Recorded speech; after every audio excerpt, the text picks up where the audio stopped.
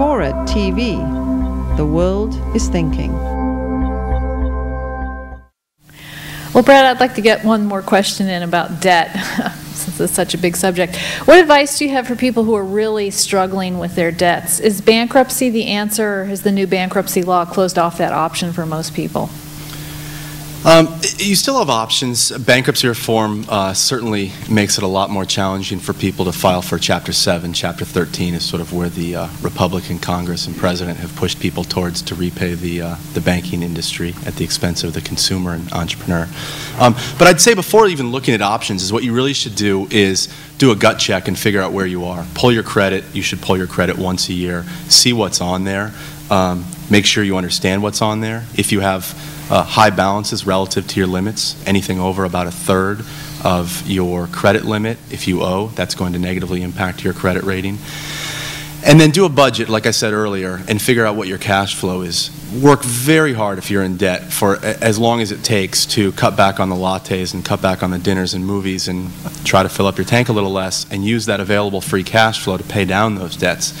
If at the end of the month, and you really do stick to a budget, you figure out that you do have negative cash flow and a significant chunk of that is going to pay off unsecured debts or secured debts, which maybe have turned into unsecured debts because your home's underwater, it really is time to do that serious gut check and figure out what your alternatives are. You could go and seek bankruptcy counseling, see if you qualify for a Chapter 7. Frankly, now with post-bankruptcy reform, if you make more than the median income in the state, you won't qualify for a 7, which is a traditional liquidation. You're going to have to repay your debts over 5 years through a 13.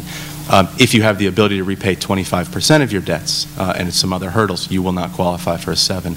There's also traditional nonprofit credit counselors who, don't be fooled, do actually make money, and the vast majority of them are not really serving directly the consumer, but they can get interest rate concessions and monthly payment reductions, which should allow you to compound and put more of your cash flow into paying those debts down.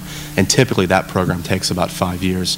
And then there's programs called negotiated debt settlement, which is for people that have severe problems, but Chapter 7 is not the right alternative.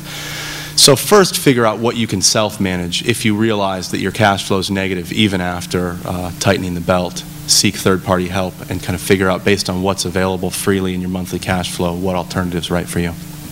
The folks that come through your shop, what would you say is the main reason people get in trouble with their debt? Is it some kind of life event like a major medical problem or a layoff, or is it just simple overspending? I think the cause of the problem a lot of times is overspending caused by many things. Could be medical hardship, could be overspending, could be a variety of issues. Very frequently we see situations, our average client has $30,000 of credit card debt, so it's not a small amount, it's a more severe financial problem. And most people are making these financial decisions and just barely able to make their monthly payments. And then one of 3 things for our client base happens is serious medical hardship, where they can't afford their premiums, they can't afford to pay those medical expenses, and the whole thing unravels. Divorce or loss of a job or loss of income, which prevents them from the ability to keep paying those debts, and the whole thing can unravel very quickly.